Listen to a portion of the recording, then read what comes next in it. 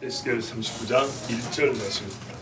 그러므로 자야 너는 고개에 일어나여 이르기를 주여 여호와께서 이같이 말씀하시되 여수와 메섹과 두발 왕 오가 내가 너를 대적하여. 아멘. 이 전쟁을 볼 때 생각하라 시리즈 오늘 마지막 시간입니다. 마지막 설교로 잡은 작은 주제는요, 곡의 정체입니다. 곡이 누구냐? 우리는 여러 가지를 통해서 일단 정리할 바가 있습니다. 곡은 지명이 아니고 인물이다, 사람이다. 그리고 또 이 곡에 대하여 지금까지 결론은 그가 곧 적그리스도이다. 왜냐하면 바로 앞전 시간만 보더라도 이 곡이 일으키는 전쟁의 양상과 결과가 요한계시록의 적그리스도로 말미암아 시작된, 그리고 그가 멸절당하는 마지막 전쟁의 양상과 결과와 일치하기 때문에 이 곡은 곧 적그리스도라 그랬습니다. 그리고 곡이라고 붙이진 않았지만 전에는 적그리스도라는 이 제목을 가지고 몇 번 설교를 했었고, 가장 최근에 이 적그리스도가 누구냐를 본 것이 뭐였냐면 18년, 최근이 아니군요. 18년도 12월 달에 넷째 짐승 어쩌고저쩌고 이런 설교가 있었어요. 최근에 음성 파일로 업로드를 시켰습니다. 그 설교하고 오늘 설교를 함께 들으면, 그 설교를 기억하시는 분이 있다면 오늘 말씀하고 이렇게 함께 묶여져 가지고 적그리스도에서 조금 더 깊이 깨닫는 데 도움이 될 것입니다. 요약하자면, 전에는 적그리스도에 대해서 설교를 안 한 게 아니라 했는데, 그때는 그냥 말 그대로 적그리스도가 누구냐 이렇게 설교를 했다고요. 근데 지금 오늘은 곡이 누구냐를 얘기하고 있어요. 곡이 누구냐를 얘기하는데 보니까 곡이 적그리스도라는 거죠. 그런데 전에 적그리스도하고 우리가 연구해 볼 때 그에 대해서 알게 된 사실이 이만큼 있는데, 또 곡에 대해서 알게 된 사실이 이만큼 있어요. 근데 곡이 적그리스도니까 두 개를 묶으면 이 두 가지를 함께 알게 되는 것이죠. 그런데 한편 이 두 가지 사실이 약간 충돌된다 느낄 수도 있어요. 적그리스도가 곡이면 적그리스도에 대해서 우리가 연구한 바하고 곡에 대해서 아는 바가 딱 맞아떨어져야 되겠죠. 그런데 맞아떨어지는 부분이 있고 안 맞아떨어지는 부분이 있는데, 지금까지는 얼추 맞아떨어졌어요. 왜냐하면 적그리스도가 일으키는 전쟁과 곡이 일으키는 전쟁, 이 전쟁을 집중해서 보니까 거의 맞단 말이죠. 그래서 곡이 적그리스도구나 이렇게까지 됐는데, 이제는 그들이 하는 행위, 어떤 사건 중심이 아니라 그 인물을 그냥 주제로, 전쟁이 아니라 곡이라고 하는 사람이 하는 또 다른 여러 가지 사건들, 행위들을 중심으로 살펴보면 깨닫는 바도 있지만, 옛날에 적그리스도가 좀 다른데 하는 게 있을 수 있습니다. 근데 그것을 다르지 않냐고, 이게 결국에는 하나구나, 이것까지 오늘 가능하다면 말씀을 한번 듣고 깨닫고자 합니다. 먼저 우리가 39장에 보면 그래요.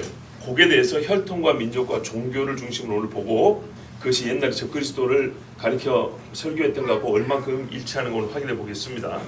자, 39장 1절에 보면 곡을 부를 때 뭐라고 되냐면 왕이라고 그랬어요. 왕이라고 그랬는데 어디 왕이냐면 로스와 메섹과 두발 왕 곡이라고 그랬습니다. 그런 다음에 우리 전에도 봤지만은 이 왕이 다른 여러 나라와 민족을 함께 끌고 와서 이스라엘을 친다고 그랬어요. 그러나 그거는 그가 끌고 오는 것이고, 본래 이 사람이 머물고 통치하는 데는 로스와 메섹과 두발이라는 겁니다. 이 지역을 다스리는 사람인데, 로스와 메섹과 두발이 어디냐 했을 때 우리가 어디라고 알고 있죠? 오늘날로 하면 터키, 시리아, 이란 내지는 스탄 지역. 옛날 국경은 좀 다릅니다. 이게 가리키는 지역들은요, 나라가 아니고요, 굉장히 넓은 땅덩어리를 말하는 거예요. 우리가 동아시아 이러죠. 동아시아 하면은 여러 나라하고, 동북아시아 하면 우리 한국, 일본, 중국 이렇게 들어가죠. 이런 것처럼 굉장히 넓은 지역을 말하는 겁니다. 자, 터키와 시리아와 스탄 지역 같은 이런 약간의 터키 이북 지역, 러시아 남부 지역을 가리킨다고 볼 수 있습니다. 메섹과 두발은 특별히 어디에 해당하냐? 오늘날 하면 레바논에 해당합니다. 레바논. 이 마크 히치콕이라는 사람이 이런 말을 했어요. 이 이름들을 자세히 연구하면 메섹과 두발은 고대의 모스키, 투발로 민족들인데 이들은 에스겔 시대에 주로 흑해와 카스피의 남쪽 여러 지역에 거주했다.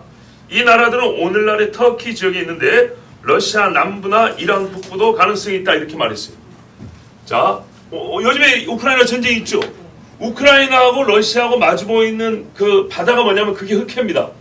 거기서 조금 더 올라가면 네스탄 지역에 카스피아라는 바다가 있습니다. 이 지역들이라는 겁니다.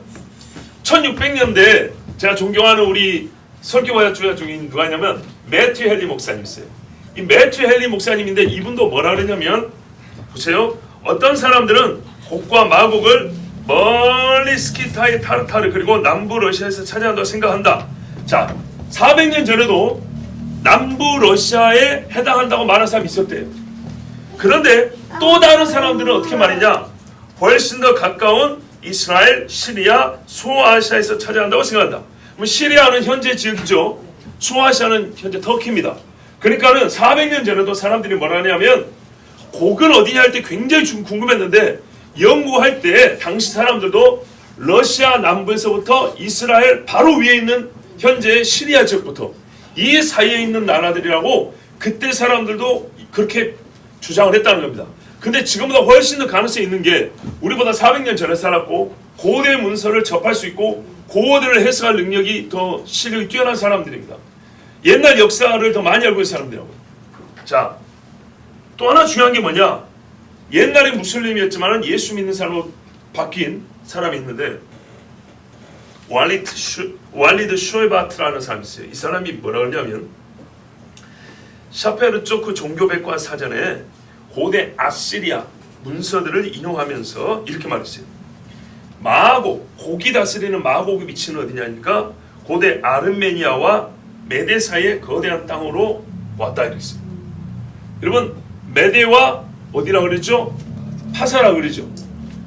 바벨론을 이 메데와 파사가 재점령을 했는데 바벨론은 약간 동쪽이고 메데는 약간 서쪽입니다. 그러니까 메데가 요즘으로 말하면 이스라엘 북쪽에서 터키 이쪽 지역입니다. 쉽게 말해서 러시아 남부와 이스라엘 북부의 공화국들, 곧 아제르바이잔, 아프가니스탄, 투르키스탄, 체첸, 터키, 이란, 그리고 다게스탄이다. 의미심장한 것은 이들 모두 무슬림 국가라는 사실입니다. 자, 여기서부터 오늘 이제 설교 아주 중심으로 들어갑니다. 전에 무슬림이었다가 예수를 믿게 된 사람이 성경을 보니까 마지막에 곡이라는 사람이 일어나서 이스라엘과 크게 전쟁하고 이게 거의 마지막 전쟁이라는 거예요. 자기가 이제 성경을 보니 깨달으니까 깜짝 놀란 거죠. 근데 자기가 이제 무슬림 사람으로서 고대 역사 이걸 알고 지역을 연구해 봤을 때 그러면 이 곡이 다스린다는 마곡이니 메섹이니 두발이니 여기가 어디냐 했더니 어디라고 했다고요? 아제르바이잔도 러시아 바로 옆에 있죠. 거기는 카스피아 옆입니다. 아제르바이잔 아프가니스탄, 투르키스탄, 체첸, 또 뭡니까 터키, 이란, 다게스탄까지 해서 이 지역들이 옛날에 마곡, 두발, 메섹이라는 지역들이라는 겁니다. 자, 여기까지 우리가 전에 들었지만 오늘 다시 한번 확인하는 겁니다. 근데 이 마지막 줄이 중요합니다. 뭐라 하냐면 근데 이 지역들이 전부 다 무슬림 국가네? 이걸 확인했다는 겁니다. 그러니까는 시간이 갈수록 예적에 막 고기 다스린다고 했던 나라들이 점점 무슬림화되었고 이 마지막 때의 지역의 경계로 볼 때는 100% 해도 과언이 아니에요. 다 이슬람을 믿는 사람들이었다면 이슬람교를 믿는 사람들. 그래서 이 사람은 무슨 생각할까요? 내가 전에 이슬람 교인이었는데 이슬람 예언서들 찾아보겠죠. 이슬람에도 예언서가 많습니다. 그리고 연구를 해보니까 무슨 일이 발견되냐. 이슬람에도 마지막 종말 사상을 가르치는데 성경하고 너무나 맞는 거예요. 자, 16년도에 우리가 게도르 수련회 갔을 때 우리 기독교와 이슬람의 종말론 비교를 했었어요. 그때도 비슷한 부분이 너무 많다고 얘기했습니다. 그럼 비슷하면 다 이게 무슬림이 마지막 때 적그리스도 국가라는 거냐, 적그리스도가 거기서 나온다는 얘기냐, 꼭 그런 말은 아니에요. 그렇지만 굉장히 비슷하기 때문에 우리가 일단은 관심을 가져야겠죠. 자, 그리고 관심을 가지고 연구한 분들이 많아요. 그분들의 연구 결과를 제가 참고를 해서 오늘 말씀드리는데, 자, 일단 오늘 39장 1절에 보면 북이라는 사람은 로스와 메섹과 두발의 왕이니까 이 지역들의 실질적 지배자고 통치자입니다. 어느 때요? 마지막 때. 주님이 오실 날에 두발과 메섹과 로스라고 불린 땅의 왕이라고 했으니까, 이가 전쟁을 일으키니까 이 사람은 이 지역을 다스려야 됩니다. 그런데 우리가 부인할 수 없는 것은 주님 오실 날이 가까웠는데 메섹과 두발과 로스가 보니까 이슬람 국가들인데, 과연 여러분 이슬람 이 국가들이 50년 안에 전부 다 회심하고 예수 믿는 나라 바뀔 것 같습니까? 20년 안에 바뀔까요? 그렇다면 나는 진짜 현실적으로 있는 대로 말씀드리면 이 나라들 주님 오실 때까지 이슬람 국가입니다. 주님 오실 때까지 이슬람 국가라고요. 이슬람 국가는 절대 없어지지 않습니다. 그런데 요 지역들의 종교를 확인해 보니까 무슬림이란 말이에요. 이슬람교란 말이에요. 근데 이슬람교는 전 세계에 지금 가장 빠르게 확산되고 커지고 있는 종교고, 솔직히 말하면 기독교인들이 이미 이긴 지 오래입니다. 그 힘과 세력이 훨씬 더 강합니다. 그리고요, 세계 기름은 거의 거기서 납니다. 그렇죠? 세계 생명줄을 쥐고 있다고 볼 수 있는 나라들입니다. 자, 요 나라들이, 그리고 또 하나의 어떤 목표라고 하냐, 전 세계의 무슬림화입니다. 무슬림의 예언자, 무슬림의 지도자를 칼리프라고 하는데, 칼리프 제국을 세우겠다. 그걸 지금 당장 세우겠다고 나온 애들이 IS였고요. 지금 IS가 거의 무너졌지만, IS가 못한 것을 내가 해보겠다 한 사람이 누구라고요? 터키의 대통령. 이름이 뭐죠? 에르도안이 그렇게 공표했잖아요. 우리도 IS는 지지하지 않는다. 왜? IS가 추구하는 것은 우리도 추구하는데 그 주인공은 니들이 아니야, 나야, 그 말이에요. 전 세계를 칼리프 제국으로 만든 것은 IS 니까지 것들이 하는 게 아니고 우리 터키가 그거는 맡을 거야. 이슬람의 수장은 터키야. 나설 때를 나서야지. 이래서 그 사람들 지지를 안 해요. 무슬림을 지지하는 게 아니라 무슬림화 만드는 주인공은 나다, 그 말이에요. 이게 터키와 터키 대통령의 야망입니다. 자, 이 지역들이 무슬림이라는 것이 굉장히 중요한 사실인데, 이 무슬림 국가가 향후 20년, 30년 안에 혹은 50년 안에 전부 다 회개를 하고 이 수십억의 사람들이 주님 앞으로 나가자, 예수 앞으로 나가자 돌이키지 않는 이상, 이 말씀 그대로와 우리가 보이는 현실 그대로 말하면 주님 오실 때 곡은 어디서 나온다고요? 무슬림에서 나온다는 얘기가 됩니다. 뭐 불만이십니까? 보세요. 로스와 메섹과 두발 왕의 왕, 그 나라들을 실질적으로 지배한다고요. 그러면 실질적으로 지배하는 그가 어디 살까요? 여러분, 대한민국 대통령이 어디 삽니까? 저기 솔로몬 제도에 살면서 화상으로 통치합니까? 아니죠. 이 지역들은 일개 나라를 가리키는 게 아니고 엄청나게 넓은 땅덩어리를 말합니다. 그 안에는 여러 나라들, 지금 보세요. 아까 언급한 나라 한 10개 나라 되죠. 이보다 더 많습니다. 이 많은 나라들이 로스와 메섹과 두발이라는 이 세 지역 안에 다 들어있어요. 아시아, 아메리카, 유럽에서 살면서 지금의 중동이나 스탄 지역과 북아프리카까지, 그러니까는 이란, 이집트, 리비아, 레바논, 터키, 스탄 지역들 다 아제르바이잔까지 유럽의 한 사람이 다 다스릴 수 있을까요? 불가능한 건 아닙니다. 옛날에 영국 왕이 전 세계를 다스린 것처럼 불가능한 건 아닙니다. 그러나 여러분, 분명히 말하면 이 지역에 털을 두고 있는 왕이 거기서 다스리면서 뭐라 하냐면 그 주변에 세를 모아온다, 이렇게 말했어요. 그러니까는 이 어감은 뭐냐면 다른 지역에 살면서 중동 지역에 영향을 미친다, 이런 말이보다는 이 실질적으로 중동 지배를 쥐고 있는 패권자이면서 이곳의 힘이 엄청 커져서 그 주변까지 싹 아울러서 나 따라와, 이렇게 끌고 간다는 얘기입니다. 그러면서 말하면 북방에서 온다 그랬어요. 북방. 이게 중요합니다. 이스라엘 기준으로 유럽은 서쪽입니다. 바다 건너입니다. 그렇죠? 물론 적그리스도로 말하면 바다에서 나온다 그랬습니다. 그러니까 이게 우리가 또한 서쪽도 무시할 수는 없는데, 일단 우리는 지금 고구려 대시하니까 분명히 군대는 북방에서 온다 그랬습니다. 그러므로 이스라엘의 북쪽 지역을 찾아보는 것이고, 그렇다면 이 곡이라는 사람은 향후 무슬림 세계의 지도자라는 것을 알 수가 있습니다. 자, 그래서 오늘 말씀 2절에 보면 너를 돌이켜서 이끌고 북쪽 끝에서부터 나와서 이스라엘 산 위에 이르러 그랬습니다. 너의 여섯째 부분만을 남기고 북방으로부터 너를 올라오게 하여 이스라엘 산들 위에 인도한다. 옛날 번역에는, 우리 번역은 이 여섯째 부분이 빠졌는데 옛날 보면 여섯째 부분이라는 게 있었다 그랬어요. 그러니까는 이 말씀을 직접 보면 나중에 어느 제국적 통치자가 일어나는데 그가 자기의 통치 지역을 6개로 나눴을 때 한 부분의 군대를 빼고 5적의 군대를 끌고 온다면 우리는 확실해지겠죠. 물론 근데 이거는요, 그 전에 알 수 있습니다. 왜냐? 이 전쟁은 세상 끄트머리에 있고 이 사람은 그 전에 7년 조약을 맺기 때문에 이미 확인할 수 있는 겁니다. 자, 우리가 군대를 끌어갈 때 이번에 러시아 이라크 어딥니까? 우크라이나 전쟁도 보면 아시지만 러시아가 군구가 나눠져 있어요. 6개, 7개 군사적이 크게 나눠져 있어요. 그래서 우크라이나와 가까운 지역에 이 지역에 있는 군대를 먼저 동원을 합니다. 안 되니까 저 멀리 거를 동원합니다. 그래서 오죽하면은 저기 연해주 지방 하바로브스크 있잖아요. 그리고 블라디보스토크 거기 있는 군대까지 끌어다가 지금 쓰고 있다. 이런 말을 하죠. 자, 군구라 그럽니다. 중국 같은 경우에도 군사 지역이 구역이 나눠져 있어요. 이 한반도에 문제가 생기면은 동원되는 군구가 있어요. 예, 거기가 하나, 2개 이렇게 나눠져 있습니다. 그런 것처럼 나중에 이 곡이라는 사람이 6개 지역으로 나눠가지고 거기를 또 군사적으로 방비를 하고 전쟁 준비를 할 때 그 중에 5지역의 군대를 끌고 동원하기 시작했다면 진짜 끝이 온 줄 알아야 된다. 그런 말씀입니다.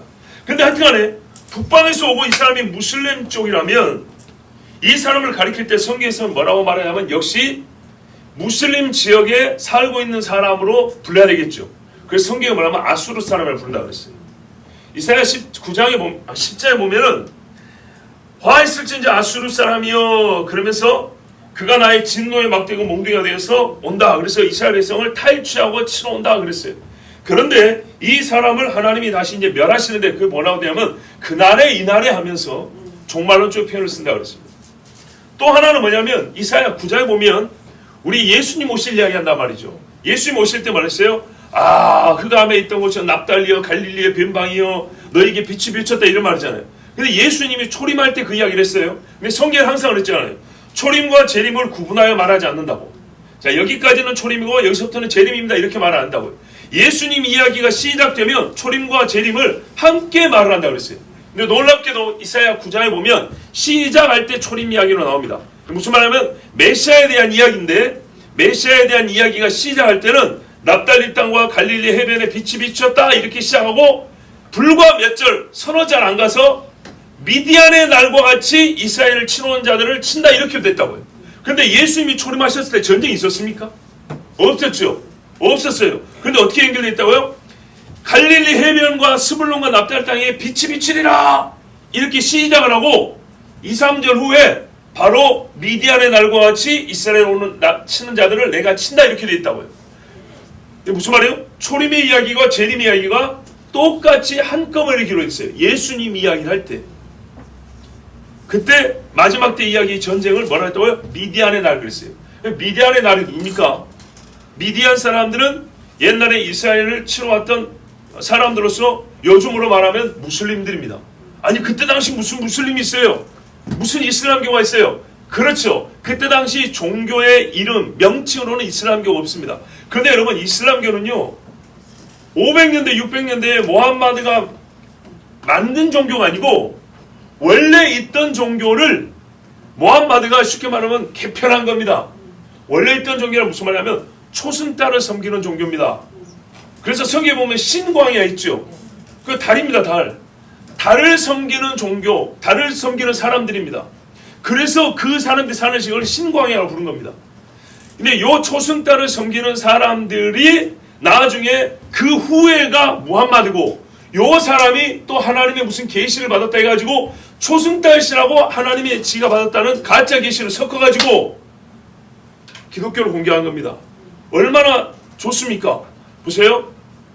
본래 그 지역에서 살았기 때문에 이스라엘 사람들 잘 알고 거기다가 본인이 직접 하나님의 계시를 받았다. 니들만 하나님의 계시를 받냐? 나도 받았다. 이런 똑같이 해가지고 승부를 건다 이 말이죠. 똑같이 하나님 이름으로. 그리고 우리 조상이 이스마엘이다. 우리도 아브라함의 자손이다. 혈통으로 보면 이렇게 이제 따지고 드니까 막상 말싸움으로는 이기기가 어렵습니다. 그런데 하여튼 중요한 건 뭐냐면 미디안 사람들 치고 난 다음에 기드온이 어땠습니까? 달장식을 취했다 이렇게 돼 있어요. 그죠? 말 목에 낙타 목에도 달장식을 걸고 다녔어요. 요거를 뜯어다가 뭘 만들었다고요? 금으로 만든 에봇을 만들었다 했어요. 제사장이 입는 이 앞치마 같은 것을 금으로 만들었어요. 그거 다 뺏어다가. 그래서 이스라엘 사람들에게 올무가 됐다는 거예요. 초승달을 섬기면서 만드는 장식품들을 녹여가지고 하나님을 섬기는 제사장 옷을 만든 거예요. 그걸 본따가 흉내를 내가지고 걸어다 놨다고요? 자기가 사는 동네 산에다 걸어놨다고요. 그래서 이스라엘 사람들이 분명히 뭐였어요? 음란하듯 와서 섬겼다 이렇게 돼 있어요. 이 표현은 언제 씁니까? 우상 숭배할 때 씁니다.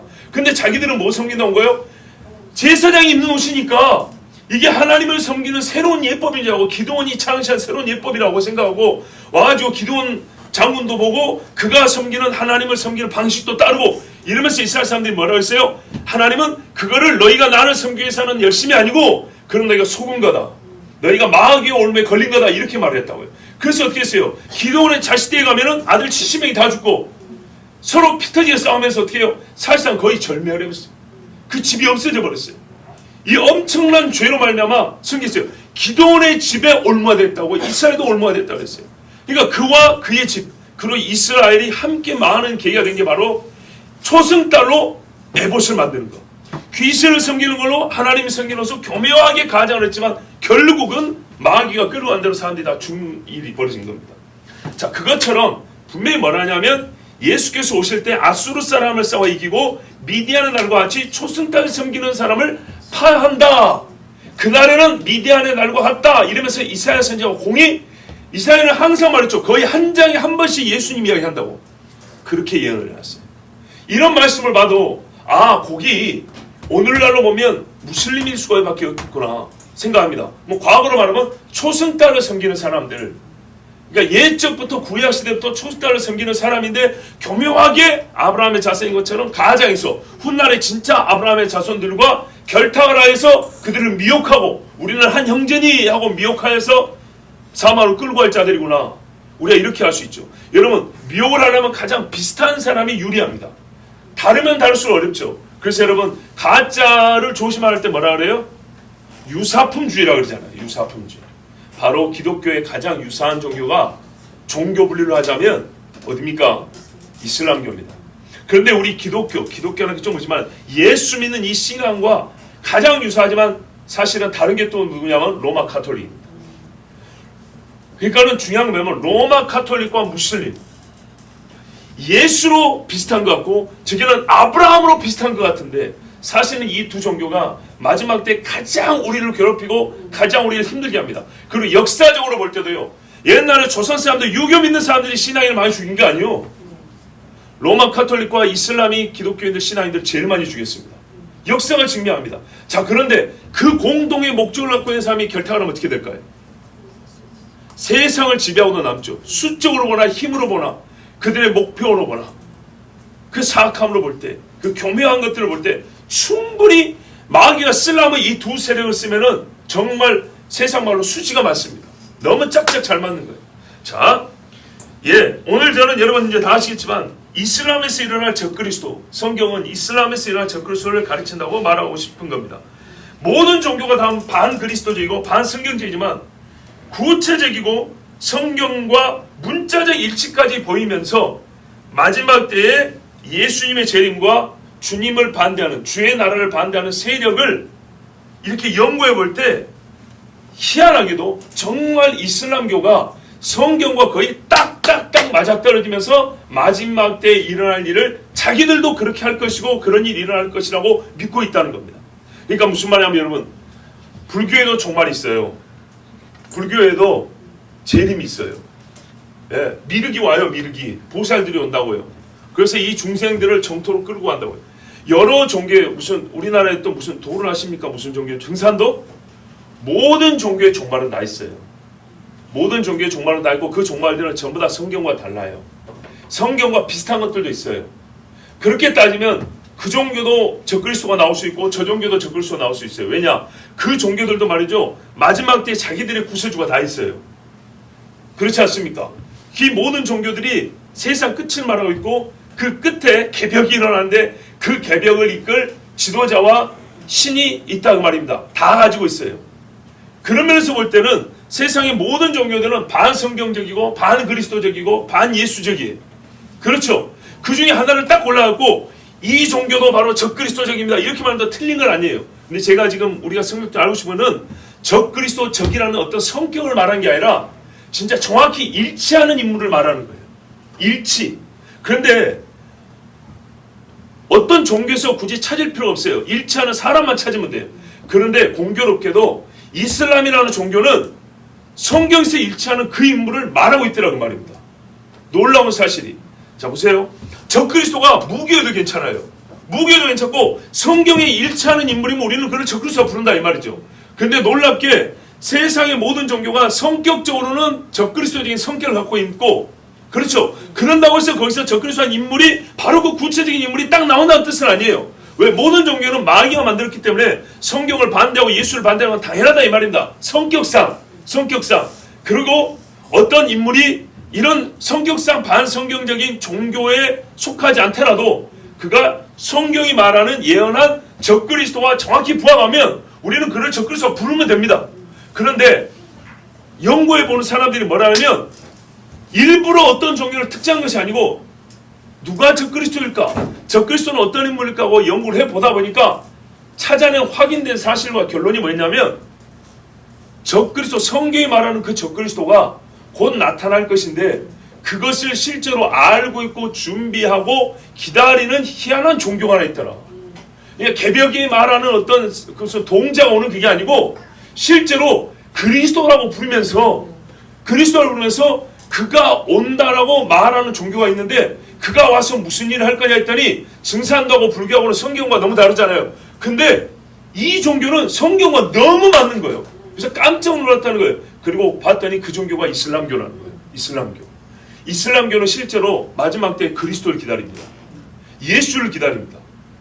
놀랍죠? 그 사람들은 우리가 말하는 예수를 기다린다니까요. 다른 종교는 불교에서 예수란 말 안 써요.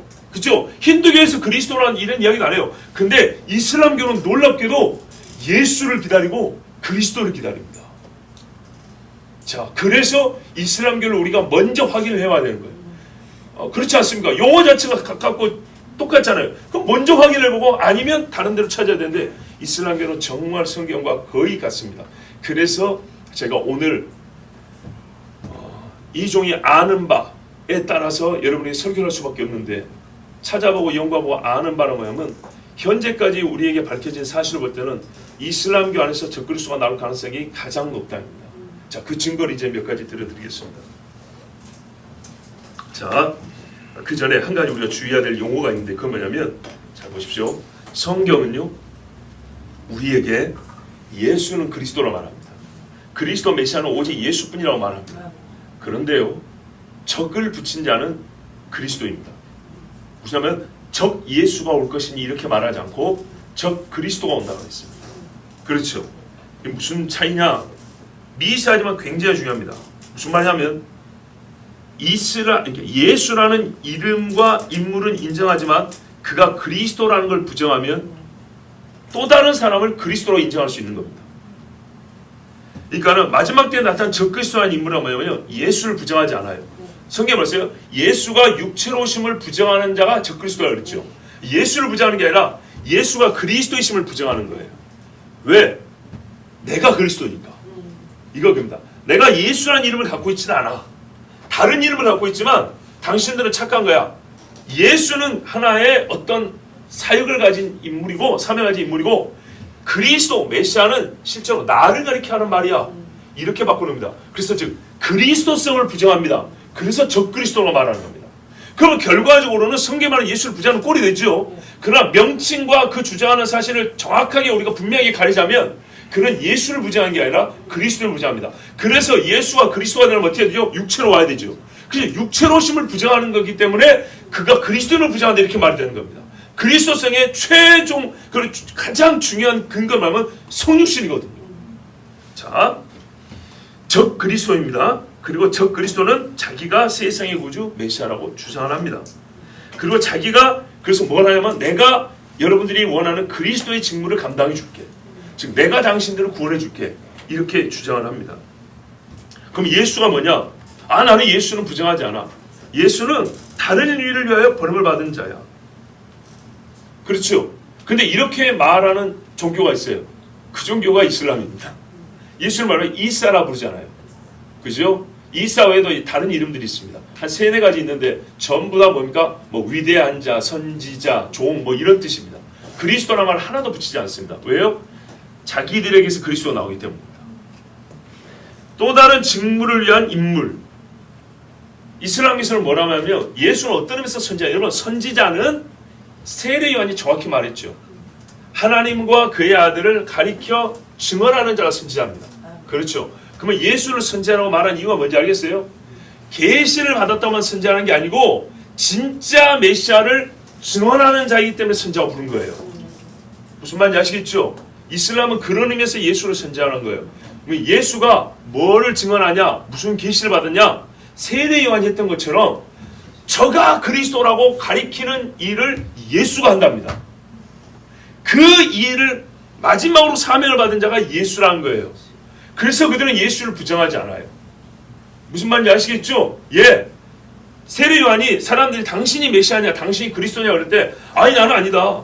저분이 메시아라고 예수를 가르쳤죠. 근데 이슬람은 뭐라면 예수가 선지자인데 선지자는 계시만 받아서 선지자 아니고 선지자의 사역은 뭐라고 계시를 받냐? 그 계시의 내용이 뭐냐? 참 구주를 말하라고 사람들에게 알려주라고 계시를 받은 거다. 예수는 참 구주를 가리켜 보여주는 선지자, 그런 일을 하기 위해서 계시를 받은 자다. 그래서 우리는 예수를 인정한다 이럽니다. 지금도 그래서 예수를 선지자라고 부르죠. 그런데 여러분 마지막 때 일을 그대로 합니다. 그대로. 자, 이제 들어보시면 압니다. 성경에 보면 이제 적그리스도에서 우리가 에스겔만 봤지만 성경 여러 곳에 말씀하고 있습니다. 다니엘 7장 23절 24절에 보시면 여러분 우리 한번 다니엘 한번 보겠습니다. 뒤에 보시면 바로 에스겔 다음에 있죠. 23절 24절입니다. 계속 펴놓으면 그 이하까지 보겠습니다. 모신 자가 이처럼 이르되 넷째 짐승은 곧 땅의 넷째 나라인데 이는 다른 나라들과는 달라서 온 천하를 삼키고 밟아 부서뜨릴 것이며 그 10뿔은 그 나라에서 일어날 10왕이요 그 후에 또 하나가 일어나리니 그는 먼저 있던 자들과 다르고 또 새 왕을 복종시킬 것이며 이렇게 말했습니다. 뭐라면 이 적그리스도가 세울 왕국은 4번째 왕국이라고 했습니다. 그리고 새 왕국이나 민족을 쳐 없애버리고 세워진 나라인데 재밌는 거는 10민족 이상으로 구성된 나라다 그랬습니다. 자, 다니엘서의 말씀이 그런 뜻이죠. 읽어보면 그렇습니다. 그리고 이 사람이 어째 적그리스도냐 하면 다니엘 7장 25절에서 27절을 보면 그가 장차 질키 높으신 이를 말로 대적하며 또 질키 높으신 이의 성도를 괴롭게 할 것이며 그가 또 때와 법을 고치고자 할 것이며 성도들은 그의 손에 붙임받아 한때와 두때 반때를 지나리라. 자, 이 뒤에 말씀이 있는데 보세요. 질키 높으신 이를 대적한다.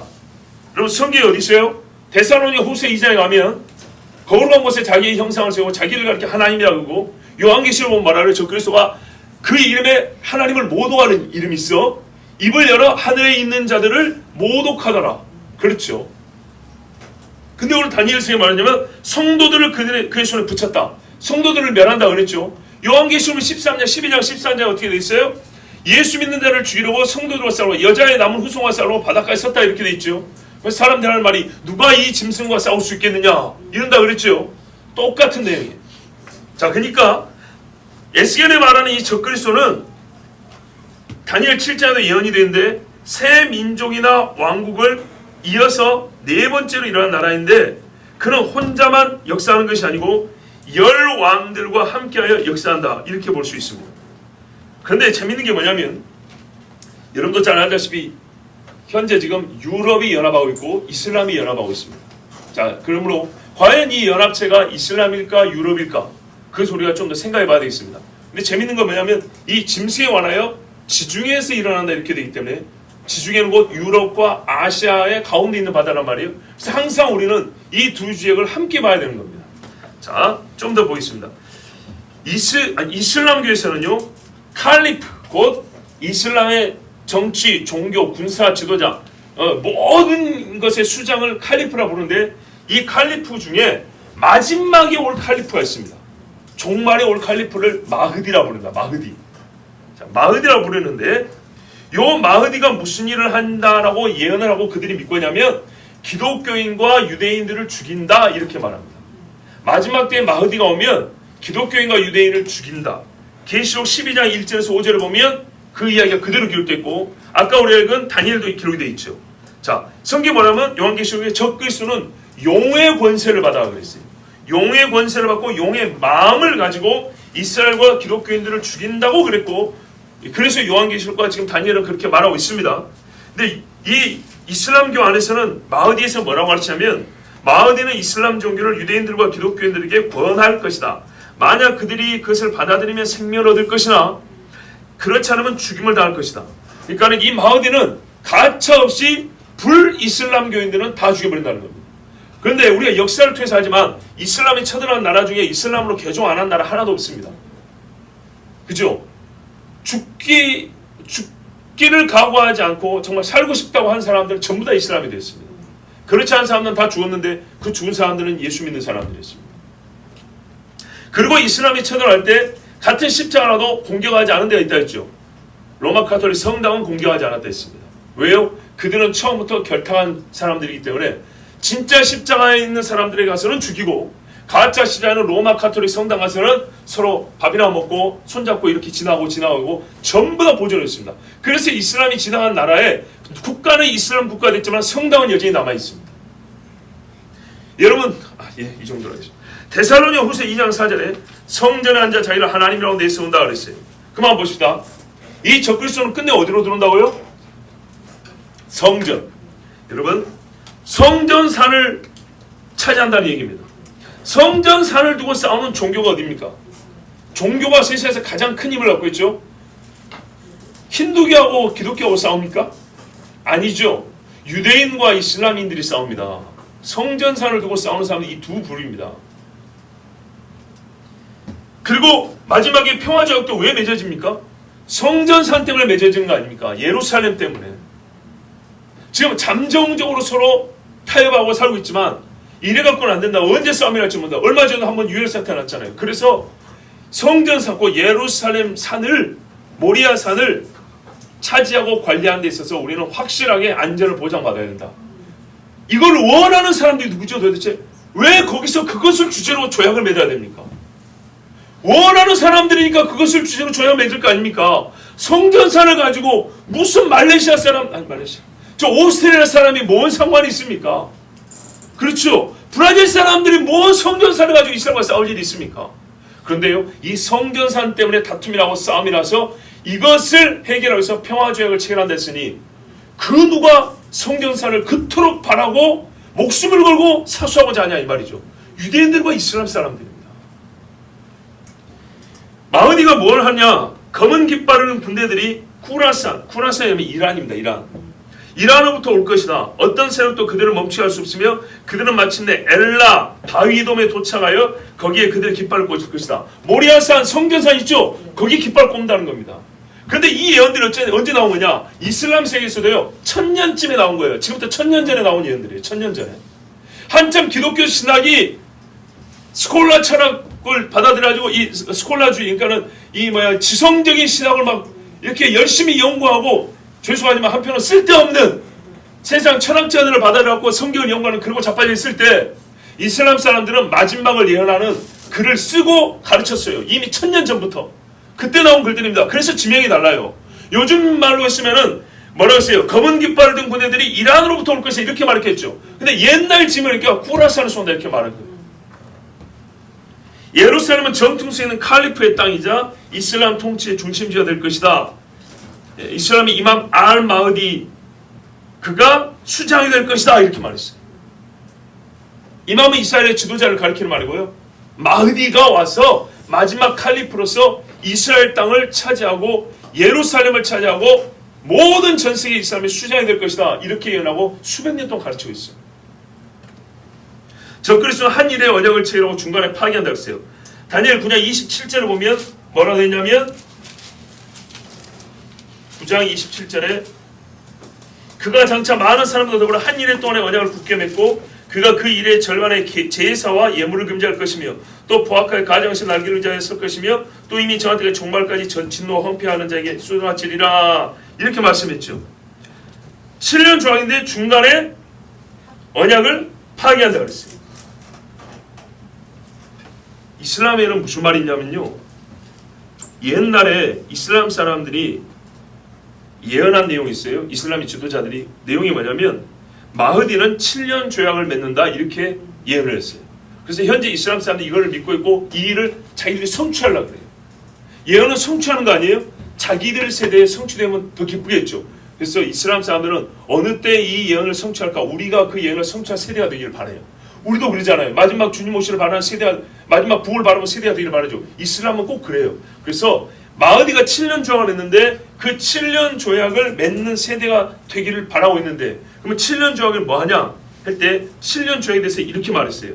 예언자가 말했다. 너희들과 로마인들 사이에 4번의 평화 조약이 있을 것이다.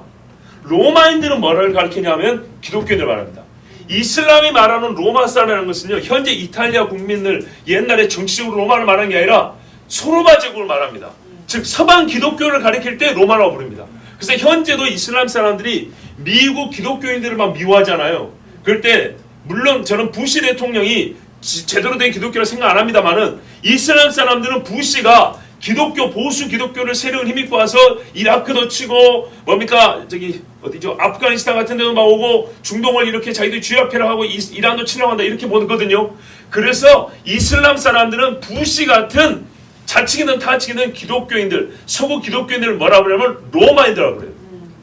그래서 옛날에 뭐라 불렀냐면 부시 대통령이 로마인들의 개라고 이렇게 불렀어요. 부시 대통령을. 무슨 말이 알겠죠? 그러므로 이슬람 제국에서 로마 사람이 나온다는 것은 옛날에 로마 제국을 가리키는 게 아니라 서방 기독교를 가리키는 말이에요. 자, 서방 기독교인들과 너희 사이에 4번의 평화정이 있을 건데, 4번째는 진짜 중요합니다. 하늘은 아론의 후손 중 한 사람을 통해 중재될 것이며, 하늘은 아론을 말하면 친애하는 아론 그 말이에요. 아론이 초대 제사장이잖아요. 무슨 말하면 제사장의 후손과 조약을 맺게 될 것이다 이 말이에요. 놀라운 이야기죠. 근데 왜 로마인이라고 그랬어요? 로마인은 서방 기독교잖아요. 서방 세계이지만은 서방 세계의 그 축에 들어있지만은 중재하는 인물은 누구냐면 유대인이라는 말이에요. 자, 하드락 아론의 후손 중 한 사람을 통해 중재될 것이며 7년 동안 유지될 것이다. 그래서 이 예언을 듣고 당시에도 옛날에도요 이슬람 사람들이 물었대요. 오 예언자 무함마드요, 그때 누가 백성들의 이맘이 될 것입니까? 그러면 아론이 대장입니까? 우리 이슬람 세계의 이맘 지도자는 누굽니까? 그게 궁금해서 물었대요. 그럴 때 말하면 예언자가 말했다. 그는 내 후손에서 나올 것이며 정확하게 40세일 것이다. 그의 얼굴은 별과 같이 빛날 것이며, 별과 같이 빛나는 것은 어디서 이거 따온 것 같죠? 흉내를 내니까요, 성경 흉내. 근데 이 40세라고까지 예언했어요. 우리는 성경을 믿는 사람이기 때문에 이슬람의 예언을 다 믿는다는 얘기가 아닙니다. 뭐 40세라는 말을 정확히 믿자는 얘기가 아니고, 이들이 지금 가르치고 있는 게 얼마나 성경과 일치되는 사건이지만은 반대편에서 주장하고 있는 거 보세요. 똑같은 7년이지만은 우리가 말하는 게, 우리의 7년은 끝내 예수가 오셔서 우리를 구원해 완성하는 7년이잖아요. 근데 그들의 7년은 그도 똑같이 7년이지만 그들의 이맘 칼리프 알마우디가 와가지고 전 세계를 이슬람화 시키는 거예요. 이슬람 지구로 만드는 거예요. 요게 그들의 7년이에요. 이렇게 서로 마주보고 있다는 겁니다. 근데 놀랍게도 이스마엘 해보세요. 너는 형제들의 맞은편에 살 것이며 너는 들살에 대고 칼을 의지하여 살 것이고. 자, 적그리스도는요 때와 법을 변개한다고 그랬어요. 그렇죠? 근데 이스라엘만 성 꾸란에서 증가하듯이 윤달 없이 음력 12달의 달력을 사용하는 것은 신사 명령입니다. 그 사람들은요 그래서 어떻게 하냐, 금요일날 그들의 안식이 돼요. 예. 법을 바꾼다고 그랬어요. 그쵸? 샤리아 법 있죠. 우리 한참 한 10년 전쯤에 유명했어요. 15년 전쯤에 샤리아 율법이라고. 좀 있으면 좀 더 구체적으로 말씀드리지만 예수가 와서 뭐하냐, 전 세계 샤리아 법을 가르치는 거예요. 선지자니까. 이게 이슬람이 말하는 예수예요. 자, 그것도 이슬람은 마흐디, 그들의 적그리스도죠. 그가 흰말을 타고 온대요. 예수님을 정확히 흉내내죠. 흉내내는데요 성경에는 또 다른 흰말이 있다는 거 아셔야 돼요. 성경에는 청황색 말, 검정색 말 이런 말이고 흰 말이 한번 나와요. 그 흰 말이 뭐 하냐면 계시록 6장에 보면 한번 보시겠습니까? 계시록 6장. 예, 그들은 예수님을 대신해서 흰 말을 타고 온다지만 성경에서 말하면 마지막 때에 예수 흰 말이 아니라 또 다른 하나의 흰 말이 나온다 그랬어요. 계시록 6장 1절 이하에 보면 내가 보면 어린 양이 7인 중에 하나를 떼시는데 그때 내가 들으니 네 생물 중에 하나가 우레소리같이 말하되 오라 하기로 이에 내가 보니 흰 말이 있는데 그 탄 자가 활을 가졌고 면류관을 받고 나가서 이기고 또 이기려고 하더라. 자, 여기도 흰 말이 하나 있어요. 요 흰 말은 무슨 말입니까? 활을 가졌다는 거죠. 전쟁 일으킨다는 건데 이기고 또 이긴다. 강력한 군사력으로 전쟁에서 이긴다 그 말입니다. 그러니까는 예수님이 오시기 전에 어떤 흰 말을 탄 자로 상징되는 그 자가 있는데 그 자가 올 때 전쟁이 시작된다는 얘기입니다. 그리고 이 다음에 말들이 오죠. 그 다음에 무슨 말이에요? 붉은 말도 나오고 또 검은 말도 나오고 또 뭡니까는 청황색 말도 나오죠. 이 뒤에 나온 말들은 뭐예요? 기근과 전염병에 이런 일들이 벌어지죠. 그러니까는 이 마지막 때는 여러 환란 중에 시작점, 진짜 본격적인 포문을 여는 게 전쟁인데 그 전쟁을 일으키는 자가 흰 말을 탄 자라 이 말입니다. 이 흰 말을 탄 자가 나와가지고 전쟁을 일으키면서부터 이 전쟁이 계속 이어지면서 장기화되면서 세상에는 사람이 살 수 없는 아주 괴로운 일들이 연속적으로 발생한다는 겁니다. 그러면 사람들이 뭘 원하겠어요? 평화를 원하지 않겠어요. 그때 아론의 후손이 중재를 한다는 겁니다. 그런데 이 여러 전쟁에서 핵심 산이 뭐였냐? 뭐 때문에 이 전쟁이 시작됐냐 할 때 성전산이 그 중간에 있다 이 말입니다. 처음에는 다른 것 때문에 전쟁이 이렇게 하지만 결국에는 그것만 주면 우리가 다 포기할 게 이 정도 된다 이 말이죠. 자, 이슬람 마을에 흰 말을 탄 자 나오는데 뭐냐면 이슬람 신학자 카바 알 아흐바르가 이렇게 말했어요. 나는 마흐디가 예언자들 책에 기록되어 있는 것을 발견한다. 옛날부터 이슬람이 이렇게 예언이 되어 있어요. 예를 들면 요한계시록은 다음과 같이 말한다. 이에 내가 보니 흰 말이 있는데 그 탄 자가 나와서 정보하고 또 정보하더라.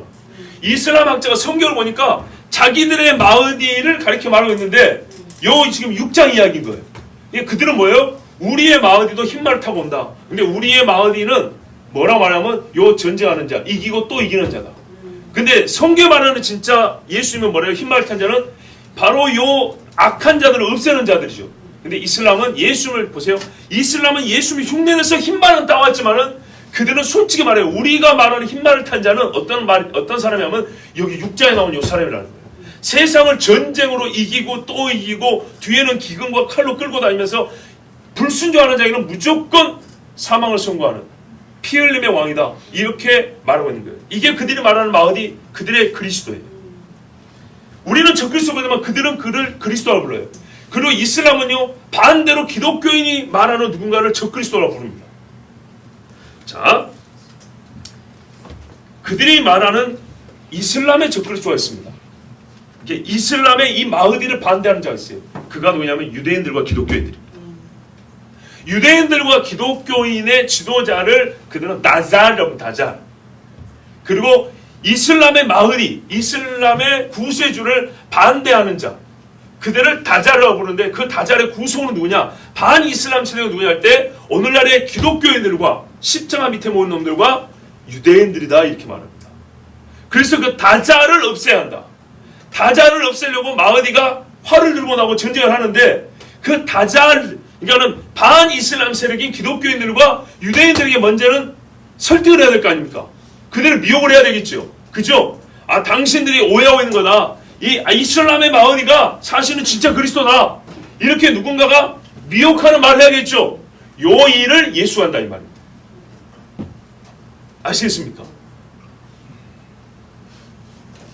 자, 그래서 이 사람들은요 예수님의 재림을 말합니다. 예수님이 죽고 부활했다고 믿을까요? 이슬람은요? 안 믿습니다. 그럼 재림은 어떤 의미냐면 예수님이 선지자잖아요. 선지자니까 엘리야와 똑같다는 겁니다. 그렇죠. 엘리야가 선지자로서 사역을 하다가 죽지 않고 올라갔잖아요. 죽지 않고 올라간 그 선지자를 하나님이 다시 내릴 수 있는 것처럼 예수도 이 땅에 선지자로 살았기 때문에 십자가에서 안 죽었고 그의 몸을 죽지 않은 채로 올리셨다는 거예요. 그러니까 죽음과 부활이 없어요. 그러니까 구세주가 될 수 없는 그리스도가 아니죠. 그런데 선지자니까 올렸다가 다시 마지막 때에 그리스도를 증거하라고 선지자로 예수를 다시 보낸다는 겁니다.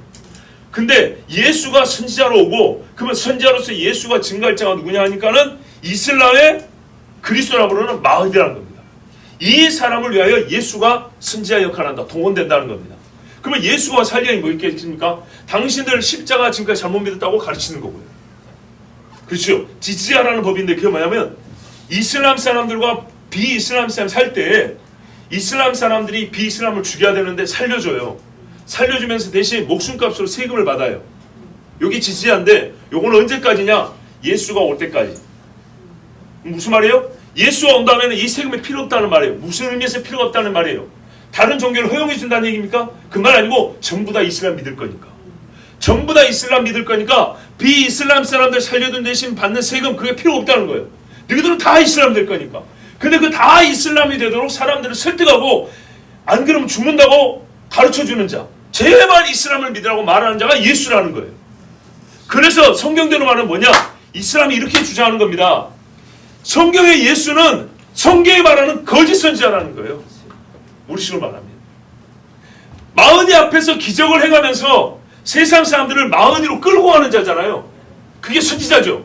근데 성경에 뭐라 했어요? 적그리스도의 앞에 또 하나의 짐승이 나오는데 그는 용에게 또 다른 권능을 받아서 먼저 나온 짐승을 사람들이 섬기라고 말하면서 신상을 세우고 말하는 능력도 주고 하늘에서 불도 떨어지면서 여러 표적과 기적으로, 성경이 뭐랬어요? 악한 자에 나타나는 표적과 기적으로 나타난다 했죠.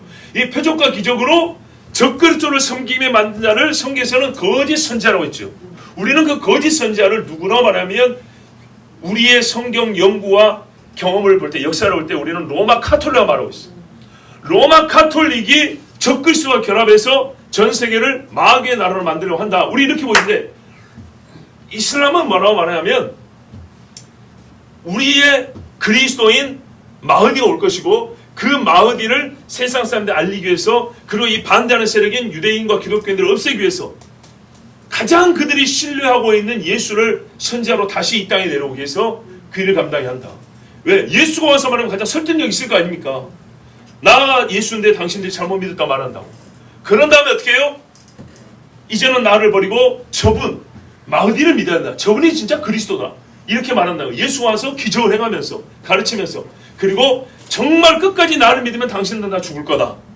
이렇게 말한다는 거예요. 그래서 예수가 와서 뭐 할 일은 뭐냐? 십자가를 없애고 돼지를 없앤다는 거예요. 돼지는 이슬람에 하는 대적들을 가리키는 거죠. 그리고 샤리아 율법을 전 세계에 가르친다는 겁니다. 이게 그들이 말하는 예수, 즉 무슬림이 말하는 예수, 거짓 선지자, 그들의 선지자입니다. 자, 이때요 이슬람 예언서에도 무슨 말이냐면 예수가 와서 이렇게 말한다 했어요. 미국 이슬람, 이거는 현대 미국 이슬람 최고회의 의장 셰이크 카반이라는 사람이 한 말인데요. 현재 미국 이슬람 회의의 최고 수장이 한 말인데 뭐라냐면, 그는 과거 예언자였을 때 예수님을 가리키는 말입니다. 전한 참된 메시지와 더불어 자신을 하나님의 아들이라고 주장한 적이 없음을 확증할 것이다. 아울러 그는 자신이 처음에 와서 예언한 것은 그 사자이며 예언자인 무함마드에 대해 증가했음을 다시 확증할 것이다. 내가 처음에 와서 내가 증가한 것은 사실 무함마드였다. 이렇게 예수가 말할 거다 그 말입니다. 그의 재림 때 많은 비무슬림들이 예수를 전능한 알라의 종으로, 무슬림으로, 그리고 무함마드 공동체 일원으로 인정할 것이다. 이게 무슨 말이에요? 사람들이 예수님이 재림했을 때 예수님의 말을 듣고 깨달을 거라는 거예요. 아, 예수가 원래 무슬림이었구나. 근데 무슬림, 이슬람이라는 종교는 예수가 죽은 뒤 500년 이후에 생겼는 종교였는데, 근데 처음부터 예수가 무슬림은 뭐예요? 원래 그들은 달신을 믿는 종교니까. 그러니까 원래부터 예수가 무슬림이었구나.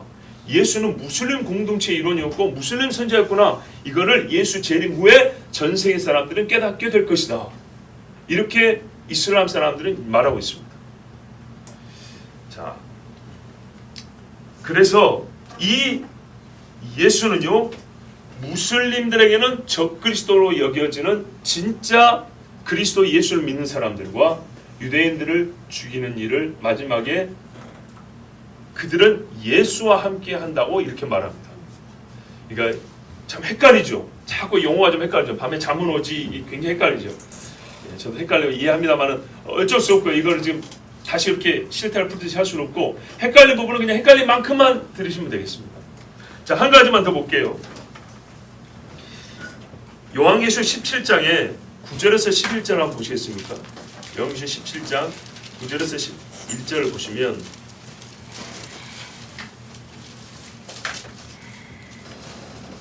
제가 한번 읽어보겠습니다. 지혜 있는 뜻이 여기 있으니 그 일곱 머리는 여자가 아닌 일곱 산이요 또 일곱 왕이라 다섯은 망하였고 하나는 있고 다른 하나는 아직 이르지 아니하였으나 이르면 반드시 잠시 동안 머무르리라. 전에 있었다가 지금 없어진 짐승은 여덟째 왕이니 일곱 중에 속한 자라. 그가 멸망으로 들어가리라. 아멘. 여기서 우리가 좀 헷갈리는 게 있습니다. 뭐냐면 다니엘에서는요 적그리스도의 나라는 네 번째 나라라고 되어 있고요 요한계시록에는 여덟 번째라고 되어 있습니다. 그렇죠? 맞습니까? 여덟째입니다. 그러면은 무슨 말이냐면 다니엘서에서는 이 나라에 대해서 다 말한 것은 아니다 그 말입니다. 그렇죠? 다니엘에서도 많은 걸 가르쳐주고 요한계시록도 많은 걸 가르쳐주지만 성경은 다니엘이 또 다니엘이고 요한계시록은 요한계시록입니다.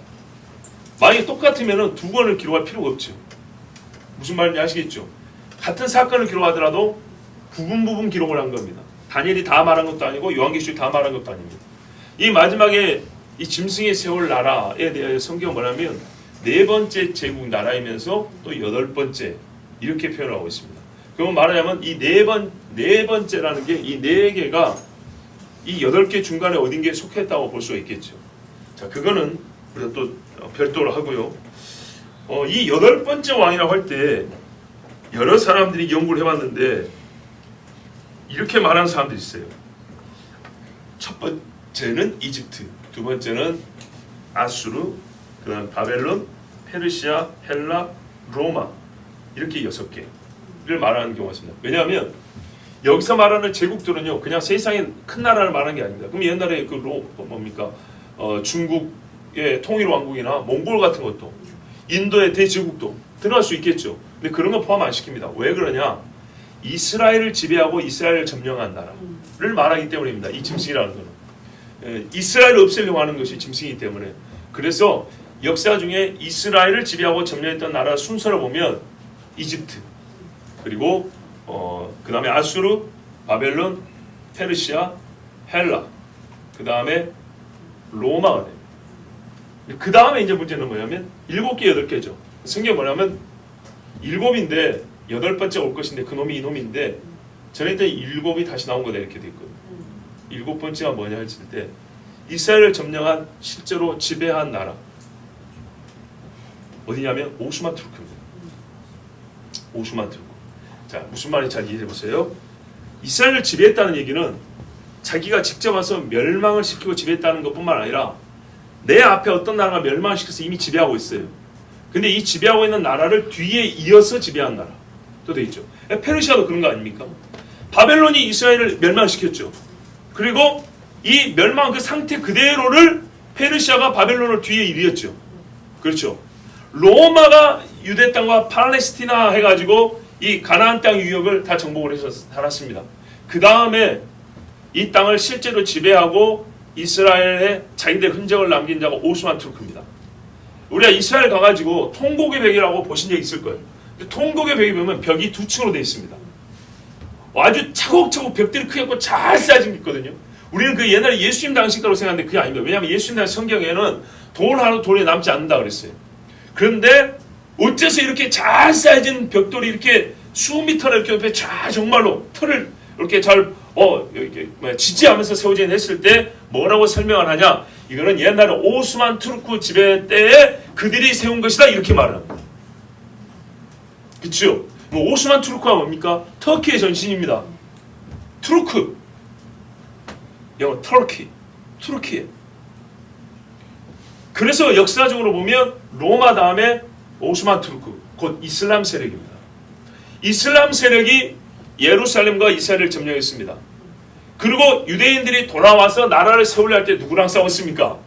바로 이스라엘 사람이죠. 그래서 이슬람이 차지하고 있었기 때문에 이슬람과 싸우게 된 겁니다. 그리고 여전히 지금도 이슬람 사람들과 같이 공존하고 있는 거고. 그런데 이 마지막 여덟 번째 말이요, 일곱 번째 다시 나타난다 그랬다고요. 자, 또 다니엘서에 보면 이런 말씀이 있어요. 2장에 신상 있지 않습니까? 신상에 관한 중요한 말씀이 있는데, 우리가 그동안에 넷째 짐승, 넷째 나라까지는 들었지만은 그 끝부분을 가리키는 말에 좀 주목하지 않은 게 있어요. 그게 뭐냐? 제가 읽어볼게요. 다니엘서 2장 31절에서부터 쭉 가면은 이제 나라 이야기 나오는데 40절에 가면 넷째 나라가 나옵니다. 넷째 나라는 강하기가 쇠 같으니 쇠는 모든 물건을 부서뜨리고 이기는 것이라. 근데 어디서부터 이게 넷째 나라가 됩니까? 어디서부터? 저를 보세요. 아까 8개는 말했죠. 이스라엘을 정복하고 점령한 8개 제국을 말했죠. 아직 8번째 말 안 했고 안 나타났지만, 근데 성경 다니엘은 4개 나라를 말한다 했죠. 그러면 이 8개 중에 4개가 어디 끼어 있다는 얘기야. 그렇게 했죠. 뭐 어디서부터냐? 바벨론부터 들어가니까 4개가 되는 겁니다. 처음에 이집트, 아수르, 바벨론이죠. 근데 다니엘의 신서에서는 바벨론부터 나옵니다. 느부갓네살 왕이요, 당신은 그 머리입니다. 바로 그 금입니다. 그러잖아요. 바벨론, 바로 이집트, 아수르, 바벨론인데 이 세 번째 바벨론이 다니엘은 첫 번째가 됩니다. 그 다음에 페르시아, 그렇죠? 두 번째 나라 이렇게 나옵니다. 여기 헬라 신사에서는 세 번째가 됩니다. 여섯 번째 로마인데 네 번째는 로마가 됩니다. 그렇죠? 이렇게 로마가 됩니다. 자, 이 부분을 보세요. 40절 보세요. 2장 40절에 다니엘 2장 40절에 넷째 나라는 강하기가 쇠 같으리니 쇠는 모든 물건을 부서뜨리고 이기는 것이라. 쇠가 모든 것을 부수는 것 같이 그 나라가 문 나라를 부서뜨리고 찌를 것이며, 이건 사실 누구도 부인하지 못하는 로마를 얘기하는 겁니다. 로마 왕께서 그 발과 발가락이 얼마나 토기장의 진흙이요 얼마나 쇠인 것을 보셨은지 그 나라가 나누일 것이며, 왕께서 쇠와 진흙이 섞인 것을 보셨은지 그 나라가 쇠 같은 든든함이 있을 것이나 그 발가락이 얼마나 쇠요 얼마나 진흙이요 그 나라가 얼마나 든든하고 얼마나 부서질 만할 것이며, 왕께서 쇠와 진흙이 섞인 것을 보셨은지 그들이 다른 민족과 서로 섞일 것이나 그들이 피차에 합하지 아니함이 쇠와 진흙이 합하지 않음과 같으리이다. 그리고 이 여러 왕들의 시대에 하늘의 하나님 한 나라를 세우시니 이것은 영원히 망하지도 아니할 것이요 그 국권이 다른 백성에게로 돌아가지도 아니할 것이요 도리어 이 모든 나라를 쳐서 멸망시키고 영원히 설 것이라. 아멘. 자, 저를 한번 보세요. 저를 보세요. 우리가 이스라엘을 점령한 8개 나라를 말할 때 이집트, 아수르, 바벨론입니다. 근데 다니엘서에는 4나라 말하는데 바벨론부터 시작합니다. 그 다음에 페르시아, 헬라, 로마, 네 번째 나라입니다. 근데 다니엘서에는 이 네 번째 나라 로마를 말하면서 뭐라 그래요? 나눠질 뿐만 아니라 이때 하나님이 와서 처음세버린다고 그랬어요. 그렇죠? 이때 처음센다고 그랬잖아요. 네 번째 나라를 얘기하면서 이 왕들의 시대에 하나님이 한 나라를 세우시고 영원히 멸망하지 않는 주의 나라를 세운다 이렇게 돼 있죠. 그럼 무슨 말이에요? 로마가 마지막 예수님 오실 때 마지막 나라가 된다 그 말입니다. 무슨 말인지 아시겠죠? 다니엘서에서는 신상의 마지막 나라가 로마라고요. 마지막 나라가 로마인데 하나님은 얼마 이 나라 때 친다고 했다고요. 근데 요한계시록은 8번째 나라가 왔을 때 친다고 돼 있다고요. 그 무슨 말이에요? 이게 8개 중에 사실 로마는 6번째라고요. 6번째밖에 안 돼요. 그런데 이 마지막에 어떻게 된다고요? 지금 오스만 투르크고 다시 이슬람 세력이 8번째 왕으로 이스라엘과 싸우고 마지막 세계 제국을 지배할 그 고구로 나타난다고 그랬죠. 그런데 다니엘서는 로마가 마지막에 나라라 그랬다 이 말이죠. 그런데 아까 우리가 들은 말 생각해보세요. 이슬람의 칼리프인 마흐디가 로마인들과 결탁한다 이렇게 있죠. 기억납니까? 그들이 로마 사람과 힘을 모아서 조약을 맺어서 한 세계를 세운다 그 말입니다. 그리고 또 다른 재밌는 게 있어요. 요한계시록 하면 뭐라고 했냐? 봐보세요. 짐승이 즉 적그리스도가 자기들을 도와줬던 거짓 선지자를 음녀를 죽여버린다 이렇게 했어요. 배신한다고. 분명히 그렇게 돼 있죠. 음녀를 배신, 요한계시록 17장 이야기 보면 나와요. 음녀 배신하는데 우리는 지금 음녀를 누구라 했어요? 이 한 목사가 로마 카톨릭이라고 그랬죠. 자, 봐보세요. 오늘 성경이 뭐라 하냐면 중요한 거 있어요. 나라가 나뉜 동안 생각하니까 동로마 서로마를 얘기하는데, 여러분 동로마 서로마가 나뉠 때 그 나뉜 로마의 제국의 지배자는 같은 사람들이에요. 쉽게 말해 형제들하고요. 근데 오늘 말하는 다니엘서 보면 여러분 43절 보세요. 왕께서 쇠와 진흙이 섞인 것을 보셨은즉 그들이 다른 민족과 서로 섞일 것이나 민족이 다르다고 얘기하고 있어요. 민족이. 그렇죠? 근데 여러분 그들이 다른 민족이니까 그들이 주체잖아요. 그들을 먼저 얘기하고 그들과 다른 거예요. 근데 넷째 나라가 우리가 로마로 볼 때 봐보세요. 내가 로마로 볼 때 로마가 나뉘었는데 그렇죠? 종아리 어떻게 나누는데 나중에 발매 요 끝부분을 하니까 진흙에 또 섞여 있는 거예요. 근데 뭐냐면 이건 어때면 다른 민족과 연합한 것이다 이 말이에요. 다른 민족과 연합을 했지만 서로 결국에는 합하지는 않는다. 이해가 되죠? 왜? 민족이 다르니까. 그러니까 그들이 어떤 정치적인 목적과 종교적인 목적 갖고 하겠는데 결국에는 그들이 또 민족적인 야심이 있어가지고 그들이 싸운다 그 말입니다. 분명히 이렇게 돼 있어요. 자 보세요. 그들이 다른 민족과 서로 섞이지 아니한다. 그들은 다른 민족과 또 다른 민족이에요. 서로 다른 민족인데 자 보세요. 어느 한 제국이 세워지는데 그 제국이 제국에 속하지 아니한 다른 민족과 연합하여서 마지막 제국을 세운다는 겁니다. 이게 간단히 말하면 넷째 나라가 우리가 지금 로마로 볼 때 로마의 후예들이 바로 그들이에요. 그들이 다른 민족과 연합해가지고 로마 사람하고 중동 사람 완전 다르잖아요. 표현하면요. 야벳의 자손하고 함의 자손이다 그 말입니다. 크게 보면 로마는 한 제국이 나중에 동과 서로 나뉘었으나 그러나 그것은 결국 같은 죄질의 쇠입니다. 쇠. 같은 재질의 쇠라고요. 그렇지만 그렇지 않냐고 마지막 제국은 로마의 연장선에 있지만은 다른 재질, 다른 재료, 즉 다른 민족과 함께 묶여 섞이게 됩니다. 그래서 저는 마지막 제국, 적그리스도의 제국을 로마와 이슬람의 연합으로 세워질 겁니다. 그래서 전에 적그리스도에 관한 설교에서 아까 말씀드린 대로 18년도 12월 21일 금요 기도했대. 그때 금요 기도했대는데 그때 설교할 때 뭐냐면 넷째 짐승과 죽게 되었다 살아난 머리라고 했어요. 그때는 누구냐면 이 유럽에 세워지는 제국을 얘기했어요. 그래서 뭐냐면 이들이 지금 하나의 제국을 세우려 하는데 그 제국이 뭐냐면 신성 로마 제국을 했대. 홀리 로만 엠파이어라고 했다고요. 홀리 거룩한. 옛날에 로마가 뭐냐면 우리가 이스라엘이 아니라 우리가 하나님의 나라라고 해서 앞에다가 홀리를 붙였다고요. 그래서 한자 번역할 때 신성이라고 우리가 신성하다 해주죠. 그 신성을 붙였다고요. 그럼 보세요. 야심이 같잖아요. 로마 사람은 여러분 마귀 세계들 안에서도 서로 속이고 막 이게 알력이 있습니다. 예? 마귀는요 로마를 통해서 세상을 속입니다. 마귀는 이슬람을 통해서 세상을 지배하고 무력으로 다스리려고 합니다. 근데 이 두 개가 함께 연합을 합니다. 그러나 그 못된 타락한 이 마귀적 본성은 그 안에서 또 분리가 일어납니다. 이런 문제에 대해서는 옛날에 우리 기독교 문학가들이 쓴 글도 보면 잘 나왔어요. 성경에 보면 여러 귀신들 많이 있잖아요. 그모스라는 이름도 있고 또 뭡니까 다곤도 있고 이름이 엄청 많잖아요. 바알도 있고 이 모든 것들이 실제로 마귀들의 이름이다 이렇게 말을 하고 있어요. 그리고 걔네들은 성경에 보면은 피를 좋아하는 귀신이 있고요. 재물을 좋아하는 귀신이 있고요. 술을 좋아하는 귀신이 있고요. 음란을 좋아하는 귀신이 있죠. 악한 것들이 아주 다양한데 그 중에 유독 강한 면을 자기의 그 특징으로 갖고 있는 그런 영들이 있습니다. 하나님의 천사들도 보세요. 성격이 다 똑같지 않아요. 생긴 게 똑같지 않고 그들의 능력과 삶이 똑같지 않아요. 그 다양한 것들, 그래서 성경에 보면 자기 지위라고 그랬어요. 지위에 맞게 하나님이 그들을 창조하셨다고요. 그 천사들은 우리 한국 언어를 보면 개성이 있어요. 자기들 나름대로의 인격이 다 달라요. 자기들 나름대로의 생각이 있고 언어가 있어요. 그러니까 그들의 화법이 있어요. 자, 근데 그것들을 그대로 가진 채로 타락을 했다고 그랬다고요. 그러니까 악한 마귀들도 악하다는 것은 공통지만 어떤 면에서 누가 더 악하냐는 서로 다른 거예요. 폭력성에 있어서 더 악한 귀신이 있고 음란에 대해서 더 지독하고 더러운 영이 있는 거예요. 자, 그런데 그러다 보니까 이것들이 세상을 곧 사단의 지배 아래 놓게 하는데 그들도 그들 나름대로 사용하고 있는 거예요. 음란의 영은 음란으로, 우상숭배하는 우상숭배하는 것들로, 욕하게 만드는 욕하게 하는 것들로, 철학도 거짓 족보를 쫓게 만드는 이런 헛된 철학을 쫓게 하는 놈들은 그런 지식의 영역에서 사람들을 미워하고 막 있는 거예요.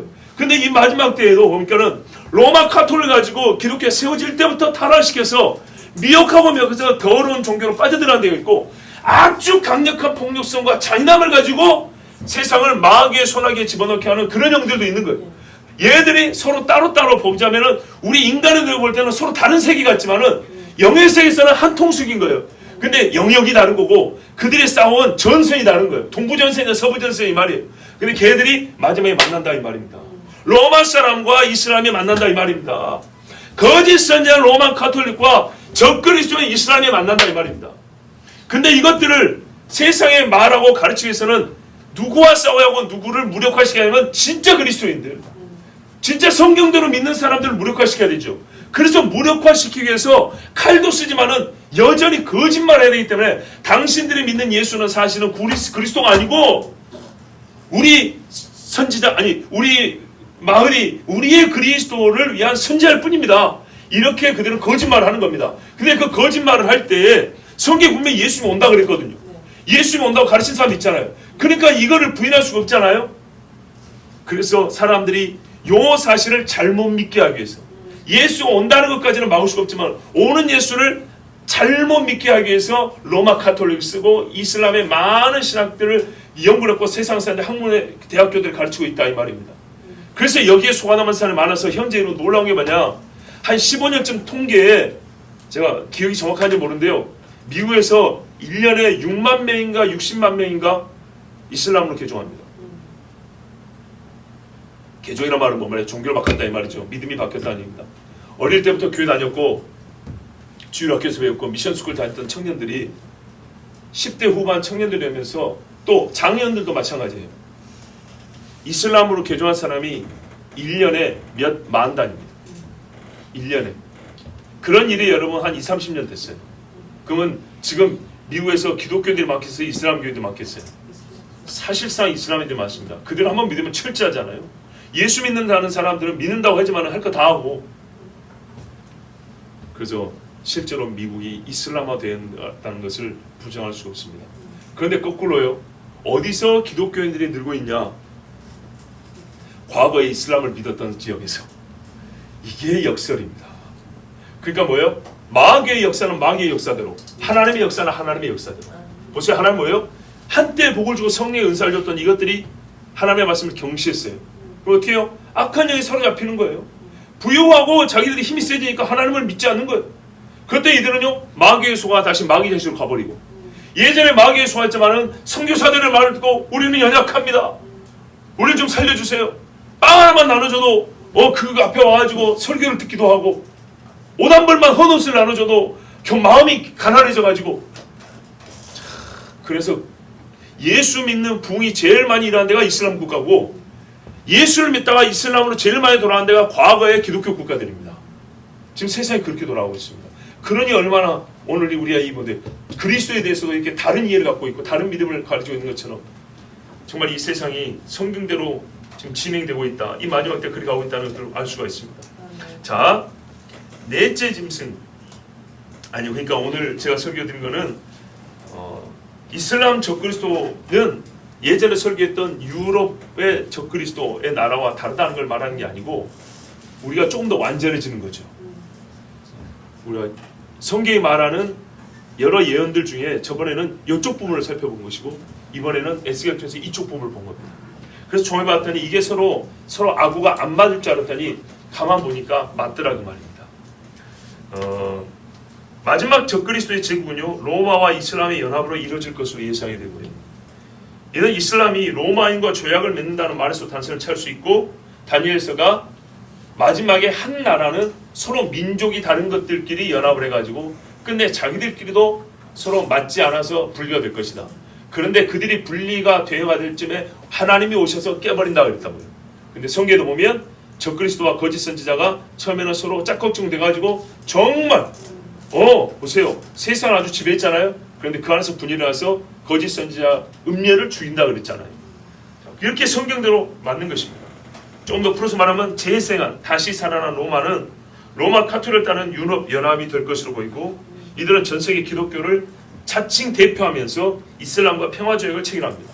이슬람과 평화조약을 체결할 때 대한민국 순복음교회가 하겠습니까? 사랑의 교회가 하겠습니까? 로마 바티칸이 가는 겁니다. 음녀가 하는 겁니다. 그러면서 전 세계 기독교인이 다 그리 가는 것처럼 전 세계 기독교들을 미혹하고 호도하게 될 것입니다.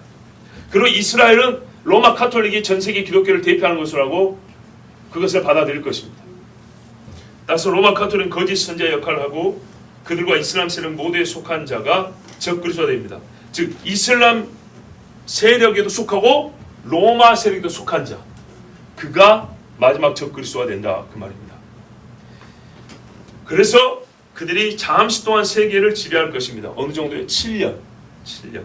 그러니까 결국 하나님 말씀대로 손에서 떼지 아니한 돌이 날아와서 짐승의 제국을 멸하고 그날은 미디안의 날과 같아서 사람들이나 짐승이나 전부 다 목에서 초승달을 떼어내버린 날 될 것입니다. 근데 성경의 스가랴는 반대로 말하죠.